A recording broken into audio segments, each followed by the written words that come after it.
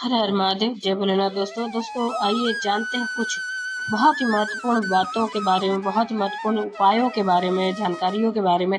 पूज्य गुरुदेव के श्रीमुख से उन्हीं की कथा के दौरान जब वो बता रहे थे, तो कुछ अंश को मैं यहाँ प्रस्तुत कर रही हूँ। तो चलिए सुनते हैं उन्हीं के श्रीमुख से बहुत ही महत्वपूर्ण जानकारी। ब्रह्मा जी का सिर कट गया था। काल भैरव को भगवान शंकर ने प्रकट कर दिया था और काल भैरव ने जाकर ब्रह्मा जी को अपने हाथ की उंगली का नख तोड़कर उनका शीश काट दिया था। काल भैरव, जब काल भैरव ने शीश काट दिया, शीश कट गया,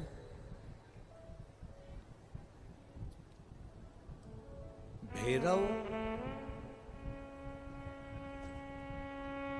काल भैरव का आदर, सम्मान, सत्कार सभी देवताओं ने किया।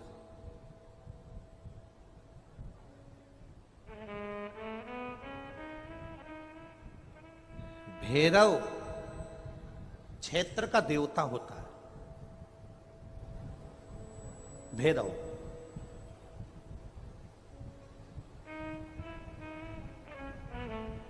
64 तरह के भैरव होते हैं। कितने तरह के? 64। 64 तरह के भैरव होते हैं और 64 तरह के भैरव, जितने भैरव होते हैं उतनी भैरवी होती है। क्योंकि शिव के साथ शक्ति जरूरी है, भैरव के साथ भैरवी जरूरी है। क्योंकि भैरव शंकर भगवान का एक अंश रूप है, क्योंकि शिव ने उसको प्रकट करा। हाँ, दुनिया के लोग भले भैरव जी को बदनाम करने में लगे, ये तो शुरू से चला आ रहा है।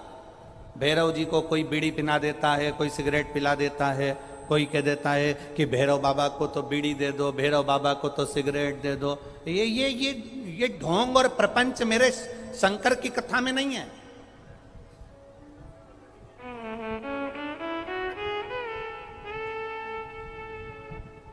शिव का एक अंश है भैरव। काल भैरव जो प्रकट हुआ वो शंकर भगवान का एक अंश है।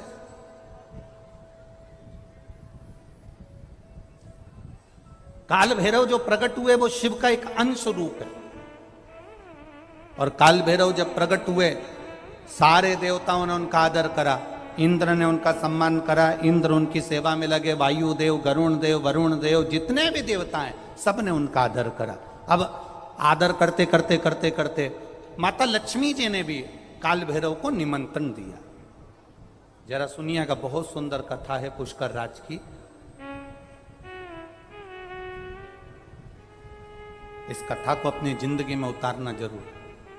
काल भैरव का निमंत्रण माता लक्ष्मी जी ने दिया और माता लक्ष्मी जी ने काल भैरव को निमंत्रण दिया कि काल भैरव आप बैकुंठ में पधारो और बैकुंठ की भूमि को आप पधार कर आनंदित करिए। तो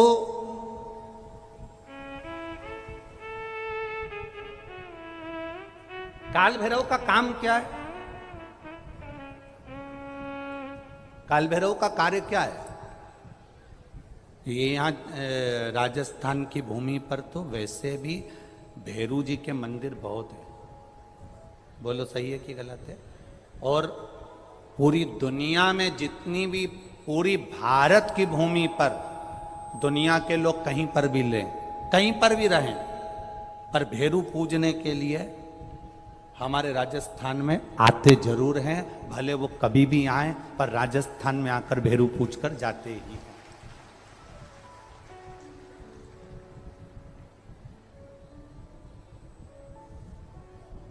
भैरव का काम क्या है?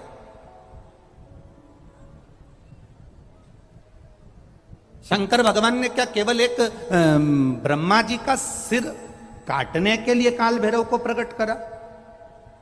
केवल एक कार्य के लिए ब्रह्मा जी ने, भगवान शिव जी ने काल भैरव को प्रकट करा? केवल एक काम के लिए नहीं। मेरा भोलेनाथ एक कार्य के लिए काल भैरव को कभी प्रकट नहीं कर सकता, क्योंकि मेरे भोलेनाथ ने जब जब जो काम किया है वो संपूर्ण ब्रह्मांड के कल्याण के लिए किया है।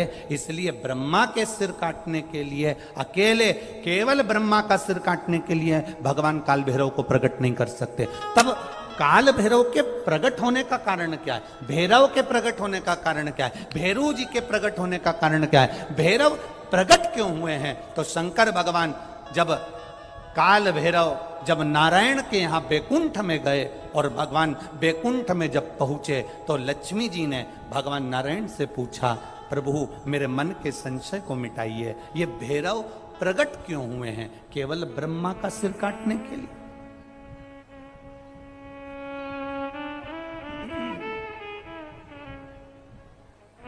क्या ये ब्रह्मा जी का सिर काटने के लिए प्रकट हुए? आखिर भैरव प्रकट क्यों हुए? केवल एक ब्रह्मा का सिर काटने के लिए? भगवान विष्णु ने कहा नहीं, केवल ब्रह्मा का सिर काटने के लिए काल भैरव नहीं प्रकटे। लक्ष्मी सुनो, आज मैं तुम्हें सुनाता हूं काल भैरव भगवान शंकर ने क्यों प्रकट करा। उसका कारण केवल एक है। जब देव अधिदेव महादेव अपने नेत्र बंद कर कर बैठ जाते हैं और समाधि में लीन हो जाते हैं, साधना में लीन हो जाते हैं, तब काल भैरव का दायित्व बढ़ जाता है। भैरव का दायित्व बढ़ जाता है। और भैरव का क्या दायित्व बढ़ता है? तो सुनो लक्ष्मी, भैरव का दायित्व यह बढ़ जाता है कि जो शंकर के शिवालय में पहुंचता है, जो शंकर के शिवालय में पांव रखता है, जो शंकर के शिवालय में अंदर पहुंचकर शिवालय में अपना चरण रखते रखते रखते रखते देहली से जब अंदर जाता है और शिवालय में शंकर भगवान के शिवलिंग की आराधना करता है, जल चढ़ाता है, शमी पत्र चढ़ाता है, बेलपत्र चढ़ाता है, कमल पुष्प चढ़ाता है, भगवान की श्रृंगार कर कर चंदन अबीर गंध से जो पूजन करता है भगवान की, जब वो अंदर प्रवेश करता है तो भैरव का दायित्व ये हो जाता है कि उसके दुख को भैरव उसी समय पर भक्षण कर लेता है और उसको सुख देकर भेज देता है। ये भैरव का समझ लें कि जैसे अष्टमी तिथि या नौमी तिथि किसी भी महीने की,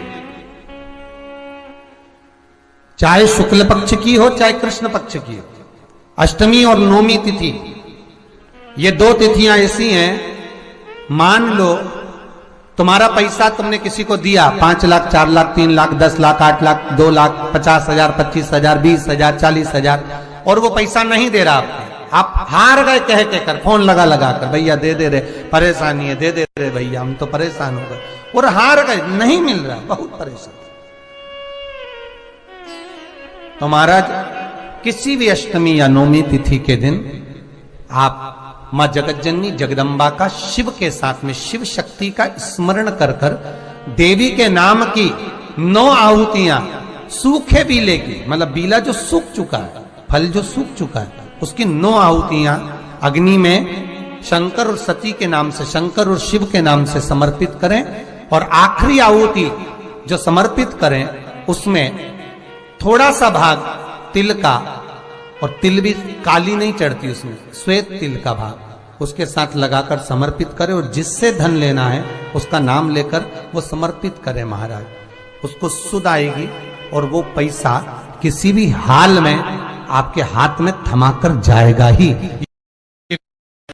शादी नहीं हो रही है, बहुत समय से लगन देख रहे हो, शादी नहीं हो रही, बहुत समय से परेशान हो गए कि विवाह ही नहीं हो रहा, हम तो टेंशन में पड़ गए, लड़की 28 साल 30 साल का लड़का हो गया, विवाह नहीं हो रहा, कुछ मत करो।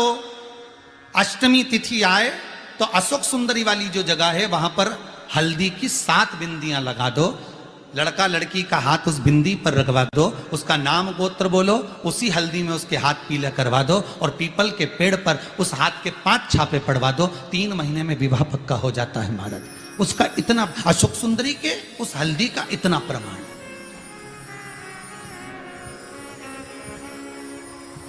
3 माह के अंतर्गत विवाह नक्की होगा।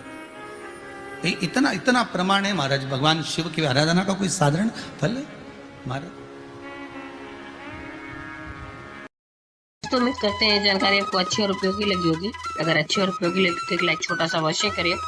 आप पहली बार मेरे चैनल पे आए तो मेरे चैनल को सब्सक्राइब करिए, बेल नोटिफिकेशन अवश्य दबाइए जिससे आने वाले वीडियो आपको समय से प्राप्त होते हैं। दोस्तों कोई भी प्रश्न या सुझाव कमेंट बॉक्स में लिख सकते हैं।